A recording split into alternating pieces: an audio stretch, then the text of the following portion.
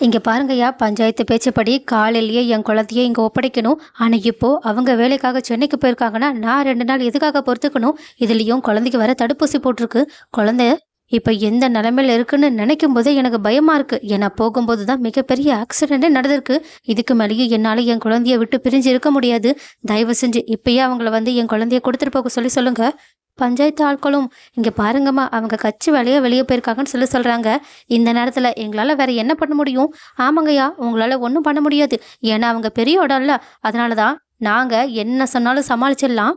அவங்க என்ன சொன்னாலும் கேட்டு நடந்துக்கலான்னு சொல்லிட்டு நீங்க இப்படியெல்லாம் பண்ணிக்கிட்டு இருக்கீங்க. ஏங்கய்யா, எங்ககிட்ட காசு பணம் இல்லைன்னா நீங்க எங்களுக்கு நியாயமா எதுவுமே பண்ண மாட்டீங்களான்னு கேட்க, ஆனா பஞ்சாயத்து ஆளுமே, இங்க பாருமா, அப்படியெல்லாம் பண்ணணும்னு இந்த பஞ்சாயத்து ஒரு நாளும் முடிவு செஞ்சது கிடையாது.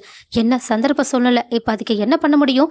என்ன பண்ண முடியும்னா நீங்களே ஒரு வழியை சொல்லுங்க. எனக்கு என் குழந்தை வேணும், அதுக்கு என்ன பண்ணணும் நீங்க சொல்லுங்கன்னு சொல்ல, பஞ்சாயத்து ஆளுமே கொஞ்சம் கோவப்பட்டு, இங்க பாருமா, அவங்களால இப்ப வர முடியாது. வேணும்னா நீயே அங்க போய் உன் குழந்தைய நீயே வாங்கிட்டு வா. பஞ்சாயத்துலேருந்து நான் ஒரு ஆள் அனுப்பி வைக்கிறேன். அவங்க முன்னாடி நீ சென்னையிலேயே வச்சு குழந்தைய மாற்றிக்கலாம். குழந்தைய மாற்றிக்கிட்டு நீயா புறப்பட்டு வர வேண்டியதுன்னு சொல்ல, சரின்னு சொல்லிட்டு இதுக்கு ஒத்துக்கிட்டு தமிழ்ச்செல்வியும் அந்த ஆள் கூட சென்னைக்கு புறப்படுறாங்க. ஆனால் அங்கேயோ இது தெரியாத சேதுவும் கட்சி வேலைகளுக்காக பிஸியாக இருக்கும்போது அப்பப்போ மீனாட்சி அழும்போது அப்பப்போ வந்து அவங்கள பார்க்குறாங்க. ஆனால் அங்கே ஐஸ்வர்யான்னு ஒரு ஜீவன் இருக்கிறது சேதுவோட கண்ணுக்கு தெரியவே இல்லைன்னு நினைக்கிறேன். அதனால அவங்க சுத்தமா ஐஸ்வர்யாவை கண்டுக்கவே இல்ல. அதனாலேயே கொஞ்சம் கடுப்புல ஐஸ்வர்யா இருக்கும்போது, அங்க இன்னுமே அதிர்ச்சி குடுக்குற மாதிரி தமிழ்ச்செல்வி வந்து நின்னுகிட்டு இருக்காங்க. மாமா, இங்க பாருங்க மாமா, யார் வந்திருக்காங்கன்னு. சேதுவும் பஞ்சாயத்தால பார்த்து, என்ன இவ்வளோ தூரம் வந்திருக்காங்க? இங்க பாருங்கப்பா, பஞ்சாயத்து வாக்குப்படி நீங்க இன்னைக்கு குழந்தைய மாத்திக்கிட்டே ஆகணும். அதனால தான் இந்த பொண்ணே இங்கேயே வரேன்னு சொல்லிட்டு அடம் பிடிச்சிக்கிட்டு இருந்துச்சு. நாங்களும் சரின்னு சொல்லிட்டோம். இப்போ என் முன்னிலையில நீங்க 2 பேரும் குழந்தைய மாத்திக்கோங்க. சரிங்கய்யான்னு சேது மனசே இல்லாம மீனாட்சி தமிழ்ச்செல்வி கிட்ட கொடுக்க, தமிழ்ச்செல்வியும் அழகரை சேதுக்கிட்ட கொடுக்குறாங்க.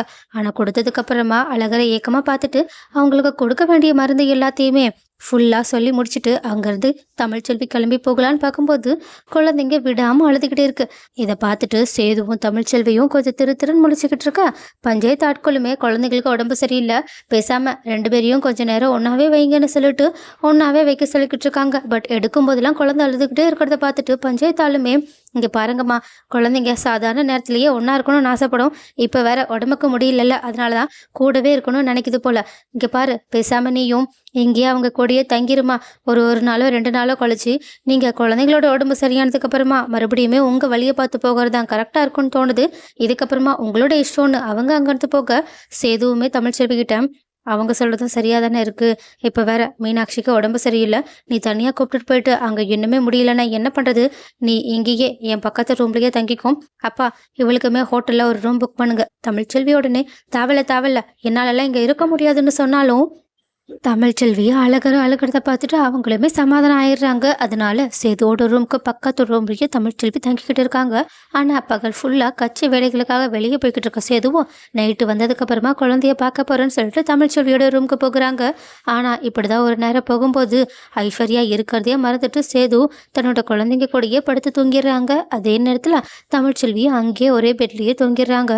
ஆனா இதை காலையில எந்திரிச்சு பார்த்த ஐஸ்வர்யா தான் எங்க மாமாவை காணும்னு சொல்லிட்டு ஒருவேளை குழந்தைய பார்க்க போயிருப்பாங்களோன்னு தமிழ்ச்செல்வியோட ரூமுக்கு வந்த ஐஸ்வர்யா பார்க்குறாங்க. இதை பார்த்துட்டு ரொம்பவே ஷாக் ஆகுறது மட்டும் இல்லாமல் கொலை வெறியோட கோவத்தோட அவங்க, சேது மாமா எந்திரிங்க மாமா, இங்கே என்ன மாமா பண்ணிக்கிட்டு இருக்கீங்க, சீக்கிரம் எந்திரிங்கன்னு கத்தி கத்தி அவங்கள எழுப்பிக்கிட்டு இருக்காங்க. ஆனால் சேதுவும் எந்திரிச்சிட்டு ரொம்பவே அசால்ட்டா, ஐஸ்வர்யா எதுக்காக இப்படி கத்திக்கிட்டு இருக்கா, பாரு குழந்தைங்க எந்திரிச்சிட்டு போகுது, நீ முதல்ல போ, நான் வரேன்னு சொல்லிட்டு அவங்கள அனுப்பி விடவே பார்க்க. ஆனால் ஐஸ்வர்யாவும், மாமா முதல்ல இந்த ரூமை விட்டு வெளியே வரீங்களா இல்லையா, நீங்கள் இப்போ என் கூட வரல அப்புறம் நடக்கிறதே வேற, எந்திரிங்க மாமான்னு மறுபடியுமே கத்த கரெக்டாக குழந்தைங்களும் முழிச்சிடுது, தமிழ்ச்செல்வியும் முழிச்சிடுறாங்க. ஸோ ஐஸ்வர்யாவோட கோபத்தை பார்த்துட்டு தமிழ்ச்செல்வியும் நிலைமையை புரிஞ்சுக்கிட்டு, இங்கே பாருங்க, நீங்கள் சண்டை போடுறதா இருந்தால் வெளியே போய் சண்டை போடுங்க, என்ன பிரச்சனையாக இருந்தாலும் வெளியே போய் பார்த்துக்கோங்க, உங்களால் இப்போ குழந்தை முழிக்குது, கிளம்புறீங்களா? சேதுவும், சரி நான் போகிறேன், குழந்தைய பார்த்துக்கோன்னு சொல்லிட்டு வெளியே வந்து ஐஸ்வர்யா கிட்ட செம்ம கோவத்தோட, ஐஸ்வர்யா நீ என்ன பண்ணிக்கிட்டு இருக்க, குழந்தைங்க நைட்டு ஃபுல்லாக தூங்காமல் உடம்பு சரியில்லாமல் எவ்வளோ கஷ்டப்பட்டுச்சு, பகலில் தான் கொஞ்ச நேரம் கண்ணை சந்திச்சு அதுக்குள்ளேயே நீ எழுப்பி விட்டுட்ட, உனக்கு அறிவு இருக்கா இல்லையா? ஆமாம்மாம்மா, எனக்கு சுத்தமாக அறிவே கிடையாது. அதனால தான் இப்படி முதல் ஒய்ஃப் கூட நீங்கள் இருக்கிறத பார்த்துட்டு நான் இது வரைக்கும் உயிரோட உங்க முன்னாடி நின்றுக்கிட்டு இருக்கேன். நீங்க வேணா சொல்லுங்க மாமா. இப்பவே நம்ம 2 பேருக்கான உறவ முறிச்சுக்கலாம். நீங்க உங்க முதல் பொண்டாட்டி கூடயே போய் சேர்ந்து வாழ ரெடியா இருக்கீங்களான்னு கேட்க, சேதுவும் அதிர்ச்சியோட பதிலே சொல்லாம நின்றுக்கிட்டு இருக்கா. ஆனா ஐஸ்வர்யாவும் நீங்க இப்படி நின்றுக்கிட்டு இருக்கும்போதே உங்க மனசுக்குள்ள இன்னும் அப்படி ஒரு நினைப்பு இருக்குன்னு என்னால நல்லா புரிஞ்சுக்க முடியுது மாமா. இப்பவே சொல்லுங்க. நீங்க கட்டின இந்த தாலிய நான் கழட்டி வீசி எறிஞ்சிடுறேன். ஆனா அந்த தமிழ்ச்செல்வி பண்ணது எல்லாத்தையுமே நீங்க அவ்வளோ சீக்கிரம் மறந்துட்டு மன்னிச்சிட்டீங்களா என்னன்னு கேட்க, இதை கேட்டுட்டு சேதுவோ அதிர்ச்சியா நின்றுக்கிட்டு இருக்கா. ஐஸ்வர்யாவும் கோவத்திலையும் அழுதுகிட்டே தன்னோட தாலியை இறுக்கி பிடிச்சிக்கிட்டு நின்றுக்கிட்டு இருக்காங்க. ஸோ கைஸ், அடுத்து என்ன நடக்க போகுதுன்றத பொறுத்திருந்து பார்க்கலாம்.